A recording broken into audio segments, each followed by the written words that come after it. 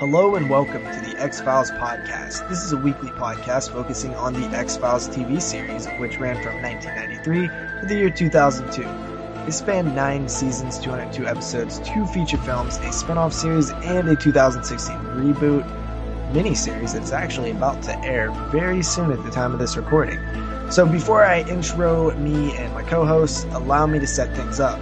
This show will, in fact, contain spoilers, as it is near impossible to talk about a 45-minute TV show at length and not spoil it. So, spoiler, be warned. We encourage you guys to follow along, watch an episode, listen to us, watch an episode, listen to us, kind of like that. Second, there are many ways you can listen and support us. The first is 22shotsofmoodsandzandhorror.com. You can find the show there as well as some other stuff. I swear in 2016 I'm going to be more active on there, posting news and stuff like that, so stay tuned. The second is Horrorphilia, which hosts our podcast, set us up with a free iTunes feed, all that good stuff. iTunes is the third option. Make sure you rate, review us, which is very much appreciated if you do. As well as you can check out our other shows like the Ash vs. Evil Dead podcast and the 22 Shots of Moods and Horror podcast, which Kyle will be guesting on again very soon for our sleazy episode, which is episode 69. We cover the Elsa trilogy. Yeah. I am one of your two hosts, JP, podcasting out of Southwest PA, and joining me tonight, he just said something a second ago. It is Kyle, the Horrorphile. What is up, guys? What is up, JP? How you been, man? I'm good, man. It feels like, for some reason, it feels like this week was a long week. Because it feels like we recorded a long time ago, but it was really literally just 7 days ago. Maybe it was because I recorded another 6-hour or 5-hour podcast a few days I was honestly going to say the same thing. Like, I was going to say, it feels like it's been, it feels like it's been two weeks, if not longer. It's just been like the week's been long, and I was actually out on vacation too, from work. So I guess it's just been like being lazy, laying around, and then not really thinking about doing the podcast last week, but we're still, like I say every week, we're still moving through these episodes, man. We're on the 11th episode of the first season already, so we're halfway through the first season, I believe. So it's kind of crazy. Yeah, it's super cool. And one thing that's really interesting is we are fastly approaching the era where I no longer know anything about the show, because I have seen Eve and I have seen Fire, which is next week's episode, and after that, it's all fresh territory, so I'm super excited for that. Super excited. Yeah, and like I was telling you, a lot of these, and we say this every episode, so it probably gets old me saying it, but a lot of these earlier episodes of this show were hit or miss. A lot of the episodes we have reviewed so far, if you guys have listened to the previous episodes, we've probably disliked more than we have liked, and that is a normal thing for this type of TV show, early 90s. There's a lot of, and this show had a huge theme. The 90s had a huge theme for TV shows because there was a lot like the X-Files. I mean, you got you had the Star Trek series. There's like 4 Star Trek series in the 90s running. You had the X-Files. You had what I think was Quantum Leap, I believe. Well, that was in the 90s, and those were all hit or miss. Stargate. I mean, there was a ton of TV shows that had several seasons, like 8 or 9 seasons. All the episodes were hit or miss. So, something about the X-Files, though, is it does get better. The good thing about the X-Files is I have watched all these episodes multiple times, and it does get way, way better. And even, some TV shows nowadays, me and JP were talking about, I started watching Dexter here recently.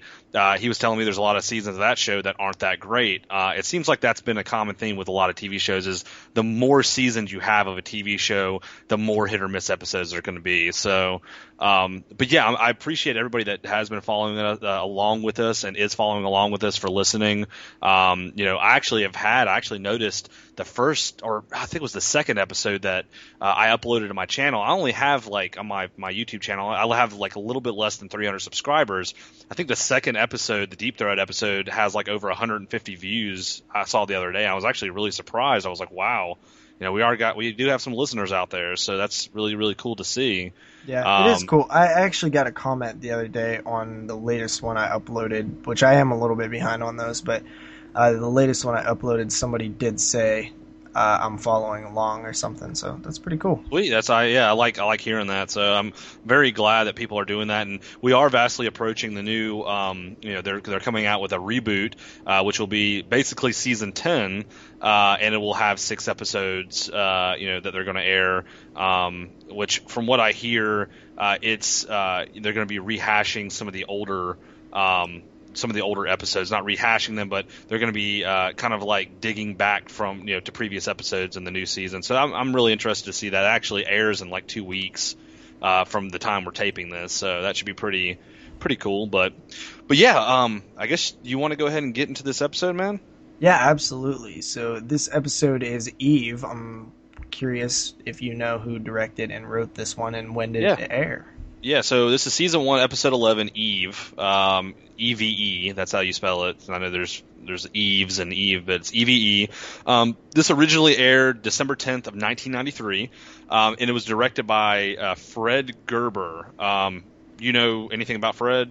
Yeah, so Fred directed a lot of TV over the years. Figure. all the way from 89 on through the 90, a bunch of shows that I've never heard of. Actually only directed one episode of The X-Files, which is tonight's episode. He's directed a little bit of ER. He got into some TV movies in the mid-90s and then kind of right back to TV series. Nothing of super note. He did a few episodes of Desperate Housewives and Judging Amy and one episode of Prison Break on into the 2000s. And then he's still doing a little bit of stuff, but nothing major that I am familiar with. So really just out of probably everybody that we've talked about so far, I mean, really. I was gonna say, I bet Moods would think it was freaking cool because he directed an episode of Erie, Indiana. I know Moods and me, particular, from when I was little, I used to love that show, and it's pretty funny that he directed an episode of that because it's like one of the most obscure, smaller TV shows ever. They had like one season. Yep, I like it. It's a Canadian production. Yeah, and it's really cool. Like I remember the TV show Erie, Indiana when I was a kid. I didn't hear about it forever, and then I guess they put it out on bootleg. Shout Factory put it out on DVD. Yeah, and it was on bootleg before that. And I remember people talking about, you can get it on bootleg, and then Shout Factory put it out, so I thought it was pretty cool. But yeah, so it was directed by Fred Gerber. This episode was also a collaborative episode written by Kenneth Biller, who I believe Kenneth Biller is a producer for the X-Files, or he does something other than write on the X-Files. He does another. Well, he actually he wrote a few other TV shows, like he did some Star Trek, he did some Dark Angel, he did some Smallville, which I remember like a friend back in the day. He actually directed those, not wrote. Wow. And one of my friends back in the day always tried to get me to watch Smallville, and I just never did. So he wrote Beverly Hills 90210. He did the Last Man on Earth TV movie from '99. Did some Star Trek Voyager written wise, some Smallville, and pretty much that's about it. I mean, I'm not really. This is where I'm hearing him from. This is why his name sounds so familiar. Is that he was on Star Trek? Because I remember seeing his name now that you said that on like a ton of like the intros. Because I was a huge Star Trek fan when I was a kid. It sounds nerdy, but I was. Whatever. People are into whatever they like. And he actually wrote in. I don't know if you're a Star Trek fan out there listening. I know some people are. He actually wrote in the first alien species in Voyager, or the first appearance of the Borg in Voyager. So I think that's pretty cool. I had no idea. I think it's pretty lame. I bet you do. And you also like penis, so that's also something we need to look into at some point. And also it was written by Chris Brancato. Yep. And he did a few things that I'm a little bit more familiar with. So he did some Beverly Hills 90210 as a writer. That one single episode of The X-Files. The probably main thing that I noticed in his filmography is he wrote the sequel to Species, which was, of course, Species 2, which I actually like. I'm a pretty big fan of that show, or that movie, I mean. And it's not the best sequel in the world, but it's like sexy alien stuff. Natasha, whatever the hell her name is, Henderson or something. But after that, he did a little bit of TV here and there, Law and Order. Hannibal, he actually wrote a few episodes on, which is pretty cool. And the most recent is actually the popular Netflix TV series called Narcos. Huh, interesting. I've heard of that show, but I've never watched it. Yeah, I've heard really good things, but I haven't watched it yet either. Yeah, I was gonna say it has. I thought I had somebody that it looks like it's a Netflix series. It's funny. I'm looking at his IMDb. This guy's IMDb is like he's got a funny line here. It says he has 3 children who describe him as an ass. That makes sense. That's pretty hilarious. And also, it does say here that Brancato has written 21 TV pilots in total. So which is a shit ton of TV pilots. So yeah, I wonder how many of them actually got picked up. probably probably not many. I would assume because I've never heard of this guy, but he has done a lot of stuff here. So which is pretty cool. So, but yeah, we'll get into the episode here. Oh yeah, do you want to go over some Viewership? Viewership. Yeah, so the viewership on this episode is actually up from the last episode, which was 8.8 million, and this episode is up to 10.4 million. As just a reminder, the premiere of episode 1, the pilot, had 12 million, so not too far off of that. It's actually not that bad, 10.4. So yeah, pretty cool. Not cool. That's pretty cool. So, something else I wanted to note too, that I saw when we started the episode, or when I started the episode watching this episode, because I hadn't seen this. I generally, when I rewatch the X-Files, just so everybody knows, I tend to skip over the first season, because there's a lot of episodes. There's more episodes in the first season I dislike than any of the other seasons. Well, that's good. That's like, that makes me feel a little bit better. I hope it reassures a lot of people that are listening, because I do. I was actually watching the X-Files the other day on Netflix. I just wanted to throw something on to watch. I didn't feel like getting up and putting a movie in, so I actually threw on some episodes from season 5, and then I threw on some episodes from season 8. I generally never go to season 1 because season 1 seems like season 1 is so slow and just like slow paced, and all the other seasons, like there's way more hit or miss episodes in the first season than any of the other seasons. So that's kind of just so everybody knows, and I hope everybody that's listening does continue to follow us along if we, when we do other seasons of this show, because they do get better. So because so far, we're up to season or episode 11, and like I was saying earlier, there's been probably way more we've disliked and bashed than we've liked. So. We're almost to the mid-season point here, and just kind of a little update on like my vibe towards the show. I've already seen all these episodes, but I gotta admit, like, I'm not loving it. Like, I'm liking it. I'm having fun with it, partly because we're doing a podcast on it. Yeah. But I gotta be honest, like, I don't love this show yet at all. Yeah. Like, I think it's decent. It's a decent show. You really can't judge this show, period, off the first season, because if you do, you will dislike the show. I mean, I will tell you, and you even told me, but when we were talking outside of the show, that you've been told that everything gets better, which it does. So, so yeah, I mean, if you guys are listening for the first time, don't feel discouraged that, hey, this, they're going over these weird, crappy, some of these episodes are crappy episodes. This show really does pick up and get intense. I mean, there are some major plot developments in the, the next few seasons and on to the rest of the season. So don't feel discouraged. It gets better. So, but yeah, we'll kind of jump into this episode before we ramble on too long. Let's do it. This episode, like I said, season 1, episode 11, Eve. It starts out, 2 people are jogging down this road. It's a man and a woman. They're not in the rest of the episode, just 2 random people. And they see this little girl standing in her driveway. And the little girl's by herself. She's holding her teddy bear, or stuffed rabbit. It was some kind of animal. And she looks very scared. They go up to her and they're like, "Why are you standing out here?" And she's like, "My dad wanted some space." First of all, I just gotta cut you off right there, because I remember specifically the guy that was with the as the part of the jogging couple, the male part. He was like, "Well, his time's about out," or something. Yeah, it was pretty. She was like, "My dad said he needs some time alone." He's like, "Well, his time's about up." yeah, it was pretty cheesy. I will say this too before we kind of get into let me go ahead and explain what happens, and then we'll get into this more when the intro. So they go up to the guy walks up to the dad with the little girl and the wife, and the dad's sitting on the swing set, and he kind of his head just kind of tilts over, and he's dead, and he looks like a corpse, and he's dead. And it looks like there's like 2 bite marks on his neck. It looked like vampire bite marks. They kind of look like the alien bite marks you see in previous episodes that they kind of said they were. But there's 2 bite marks on his neck, and he just looks very pale and dead.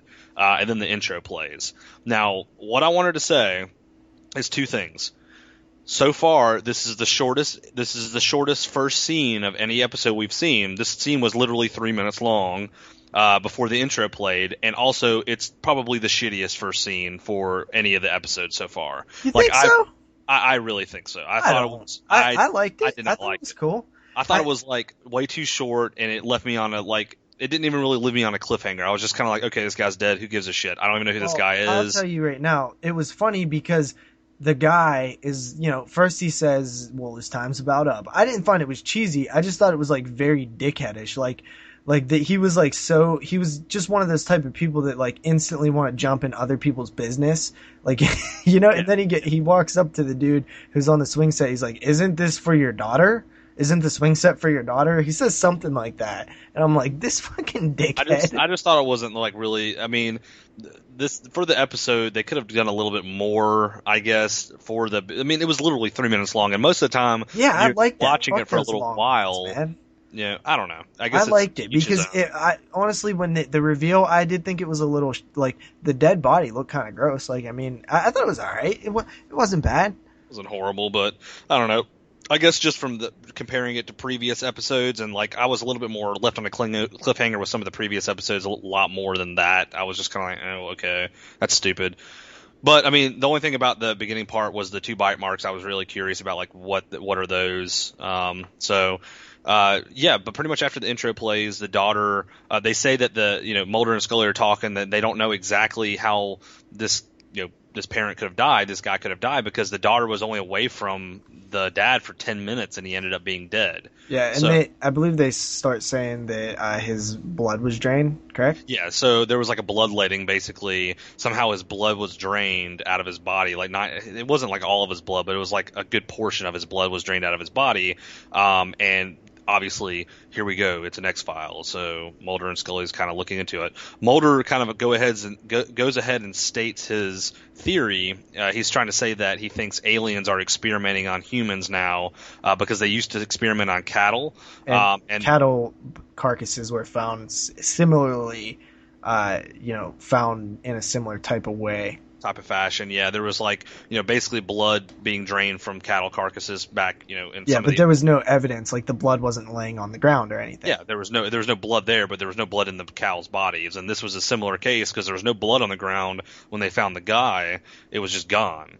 So he's thinking the aliens are experimenting now. They were experimenting on cattle, and now they're experimenting on humans. So they kind of stepped their game up. And one thing that I like, this is actually, I referred to it last week, but it was actually in this episode. What had happened was I had let my TV keep I watched it on Netflix, and it just will skip to the next episode. Yeah. And I remembered this line, must have as I was falling asleep, and thought it was in the previous episode, but it was actually in this one. It was where Mulder said, Scully asked, like, why would aliens, want to do that? And he's like, well, why do we cut up frogs and monkeys? And I thought that was a good line.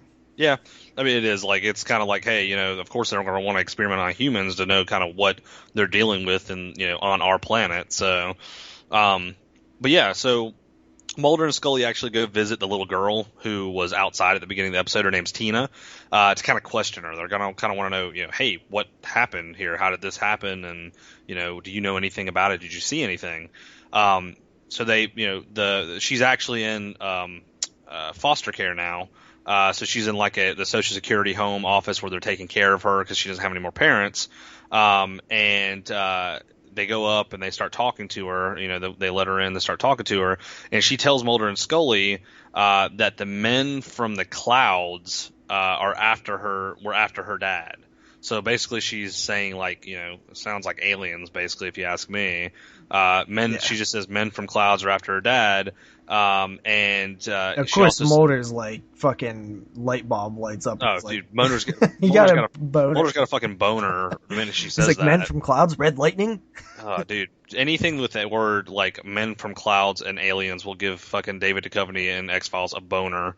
But yeah, pretty much Mulder's sitting there with a hard on. He's like, oh fuck yeah, and then she says that she saw red lightning, which is kind of weird because I've just never really heard of like seeing red lightning. It's like, what the fuck? I guess that's maybe like a bright light or something she saw. So then, as they're standing there kind of questioning this little girl, Scully gets a phone call stating that there was another victim that had the same problem, that the same thing happened with. It was a little girl. Another incident. Parent had their blood drained. One of the parents had the blood drained, and So he's let me kind of cut in here for a minute. So after that, they go to another location that is like 3,000 miles away from this location, correct? Yep. And there they, kind of are doing a little investigation, and they kind of come to the idea that, oh, this actually didn't happen. Scully says that it happened 3 hours before or whatever, but he's like, no, this is Eastern, this is West Coast time or whatever. Pacific time. Yeah, so he's like, it actually happened at the exact same time. And then what I think is a really cool reveal, they find out that there's like another girl, the daughter, because they go to question the daughter. There was a daughter that, there was the victim had a daughter similar to the first case, and then they go find the daughter to question her like they did in the first case, and it looks like it's the same fucking person. Yeah, it's like a twin of the other girl. So we got two girls, two separate locations, 3,000 miles apart. Exact thing happened to both of them at the exact same time. So what is that shit? It's aliens. No, I'm just joking. But that's what you would think right away. But I just like, this is a Monster of the Week episode, by the way, guys. But I thought right away that like, oh, that was actually played out really cool, because it was like I had remembered this episode as like one of the episodes I remembered the most out of the. Remember, I said I watched 12. This and Ice, I think, are like the two episodes I remembered the most out of the episodes that I watched because of that reveal. I think that reveal is really cool. Yeah, I really liked how the storyline was going at this point. I thought it was really cool how they had wrote it in, so it's like you got these twin girls. Basically, they look they're identical. I mean, they're definitely twins. And the same situation is happening same time. Same, father gets blood drawn from them and dies. It's kind of crazy. So I was like pretty stoked at this point. I was like, this is pretty cool. They begin questioning the mother, I believe, right? Yeah, they start questioning the mother. The mother's of Cindy. So Tina's the first girl, the little girl, and then Cindy's the second little girl. And they start questioning the mother. The mother's kind of like, this is my daughter. How can you say all this? She's not believing it. They're asking her like, hey, did you have one child when you gave birth? Did you, was there, is this the father? They're trying to figure out like, how is this possible? Because obviously they look the same. They have to be related in some way. Up to the point where they show the picture of, the other little girl, and obviously it's the same girl, and mom's like, what the fuck? Cause she's just kind of looking like in awe. And then as this is going on, like after they leave, they find out Tina, the first little girl, she actually got abducted from the Social Security home that she was staying in, like the actual home they had her in because her parent had died, her dad had died. So right now, kind of what we got going on, just to kind of sum it up. I mean, we're getting close to halfway through the episode here already. You got two little girls, identical girls, same situation happened to them. Now one of the little girls, you got Tina and Cindy. Tina, the first little girl, is abducted. She's gone. Nobody knows where she's at. Nobody knows how it happened. I mean, somebody snuck in and got her and snuck out.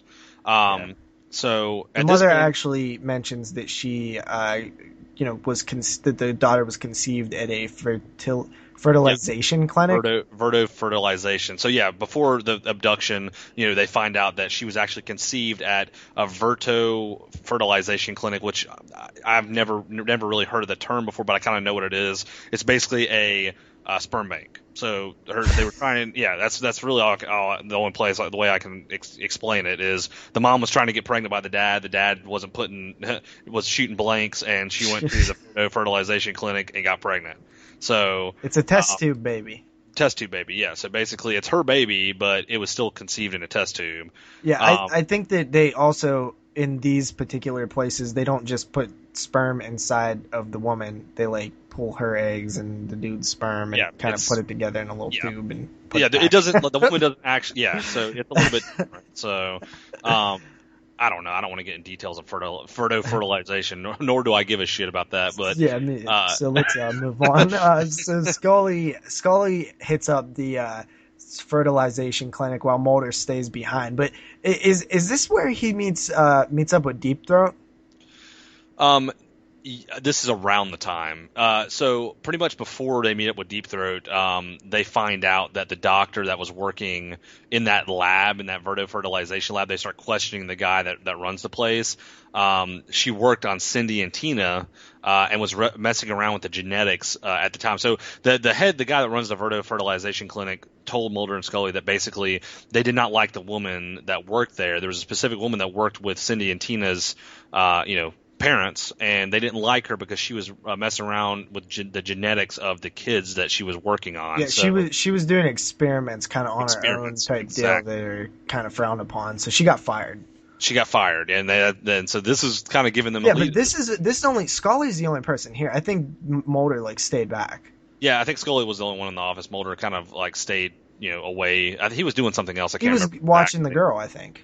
Yeah, something along those. It was something that really wasn't really a huge thing with the episode. Yeah, but he had stayed back. But the reason he stayed back, it sets up the Deep Throat scene. And this is kind of where we're getting into the underlying bit of Deep Throat Deep Throat is an underlying storyline for the entire series. So Deep Throat shows up and he's telling Mulder. Mulder goes outside and meets up with him. He's always hiding in some weird place to kind of disguise himself. Mulder meets up with him, and he's telling him about the Lynchfield experiments.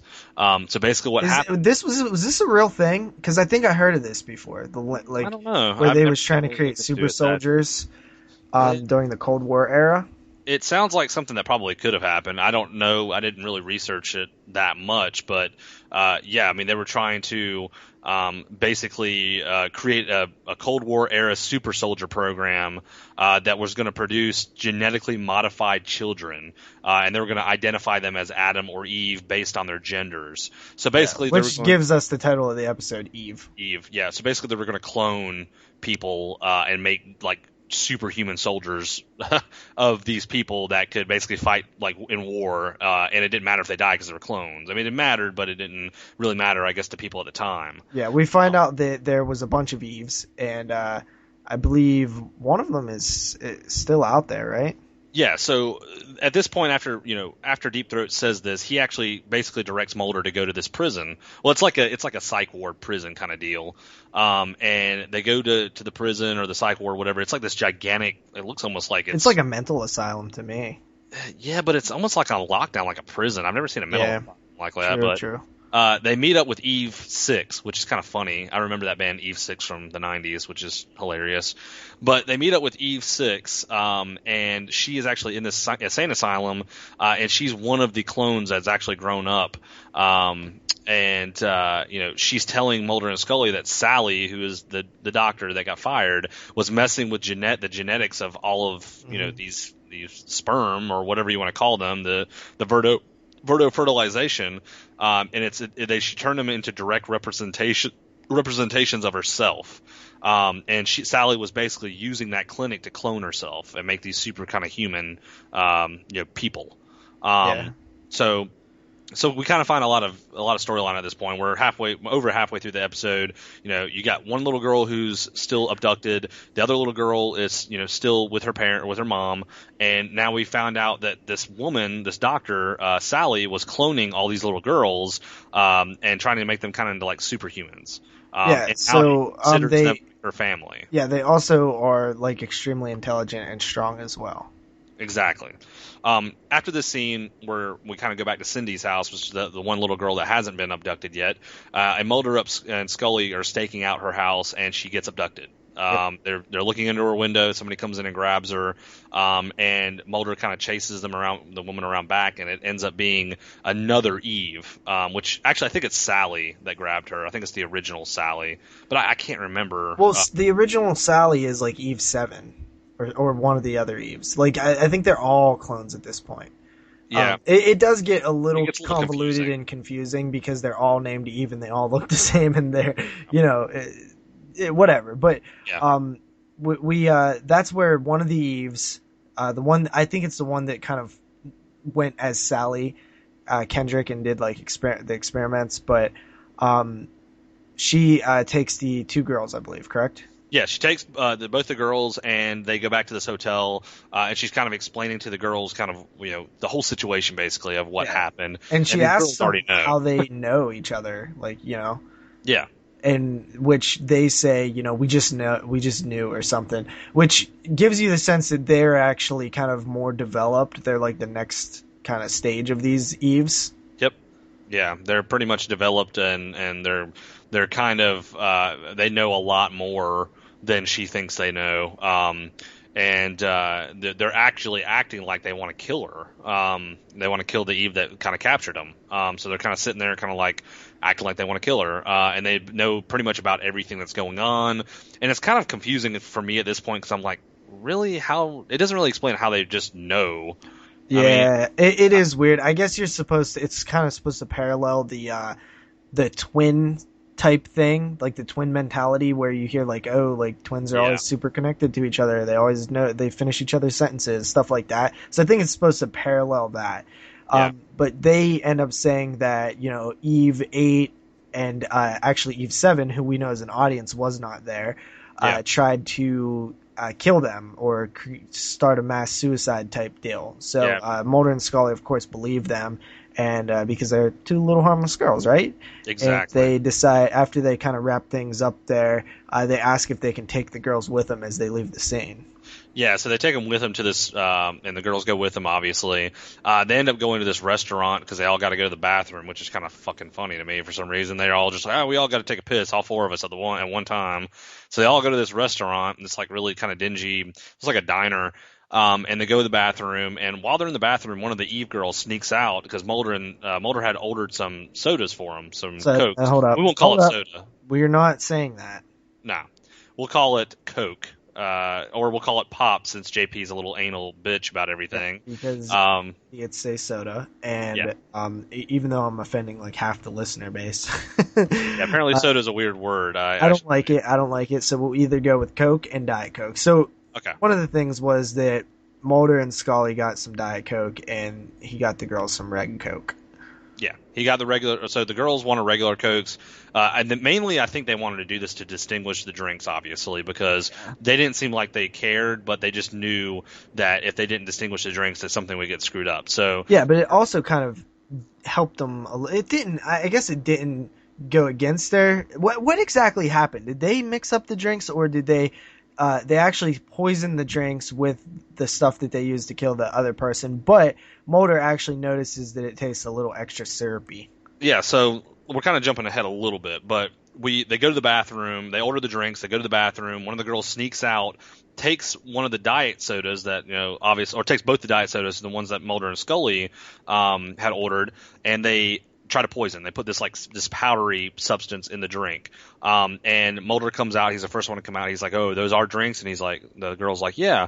So she gives Mulder and Scully the drinks. They take a couple of sips out of them, and then the little girls go get the other drinks, and they go outside.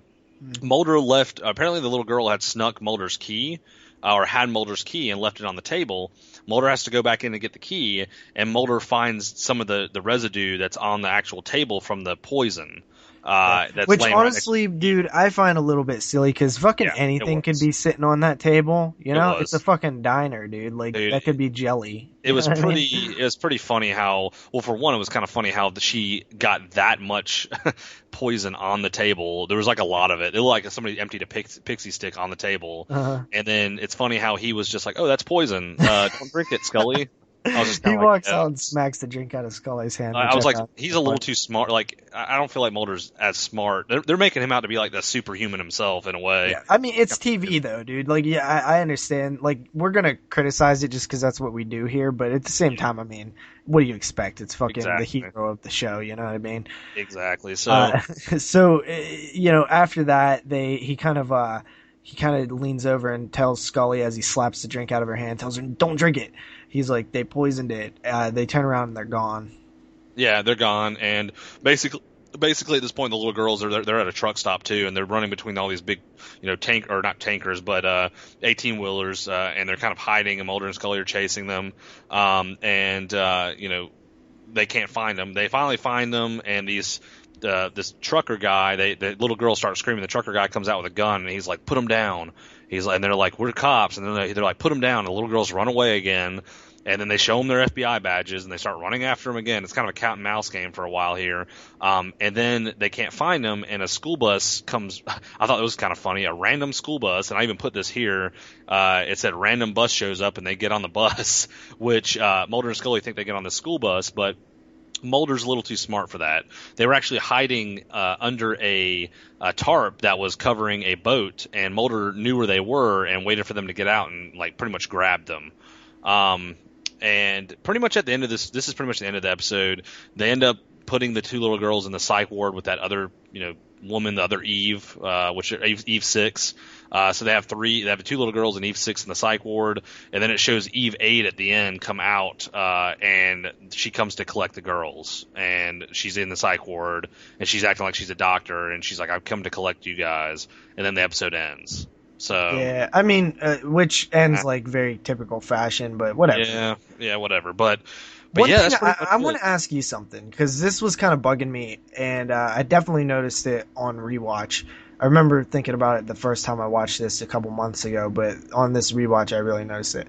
So, if it's obviously the beginning of the episode set up to make you think that it's aliens, then we find out that it's not. It's these two girls. But how the fuck did they get all the blood out of the body still? That's still... how'd that happen? I don't have an answer for that. I have no idea. They didn't explain it, did it? Because that's like a fucking plot hole, kind of, right? It's a pretty big plot. Well, there's a lot of plot holes in this episode, to be honest with you. But yeah, that was definitely a plot hole. It didn't explain it. It didn't explain what those little two marks were. If they were like sucking the blood out with their teeth, or if they were, it didn't really explain any of that, or like where the blood went. Like where the fuck did all this guy's blood go? So yeah, because one of the things the one Eve asks the two little girls, "Why did you kill your father?" And they say, "Well, he's not our father." But that alludes to the fact that they did do the killing. So what in the shit? Like, how did they do that?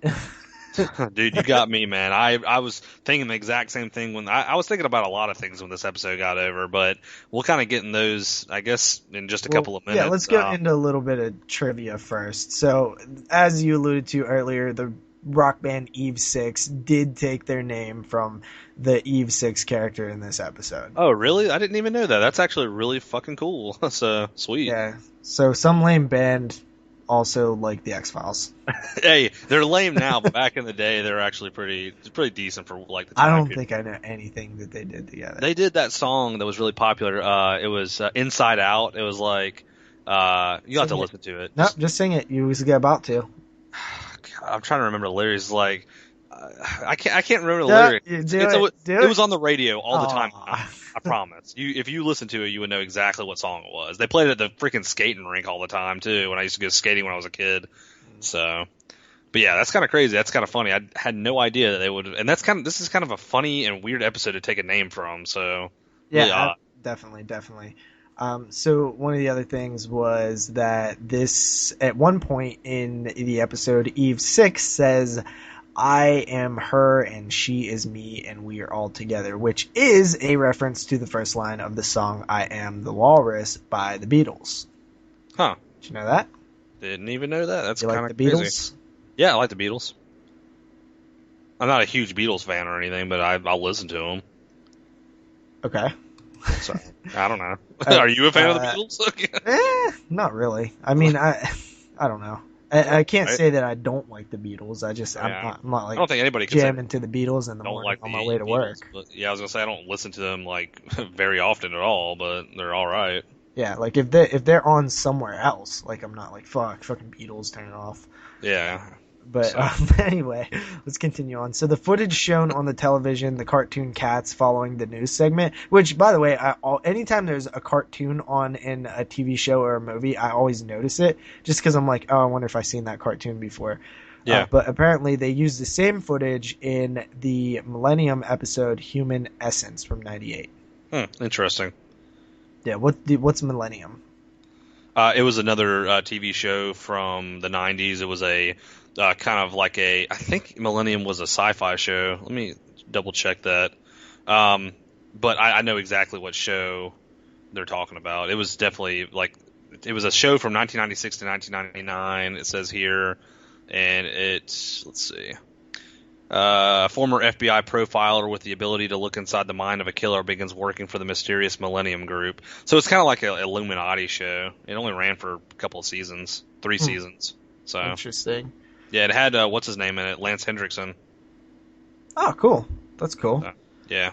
Yeah, some of the other little trivia here. The characters of Tina and Cindy were actually named after the wives of Glenn Morgan and James Wong, who actually rewrote the original script prior to filming. So even though these guys don't get a credit directly, they did actually kind of rewrite the script before filming. So that's like a double-edged trivia. That's cool. Interesting. Yeah, I know Glenn Morgan and James Wong. I see them like as the producers of the show, like almost every episode. So that's always interesting to see they do a lot of that stuff. It also says here that it says Eve was the only episode of the X-Files to be directed by Fred Gerber, who Chris Carter felt brought some interesting stuff to it. I don't really feel like he brought much of anything interesting directorial wise to this episode. It looks like every other episode to me. So, I mean, I'm curious to know what kind of interesting, quote unquote, interesting stuff he's talking about. That's pretty odd, but I don't know.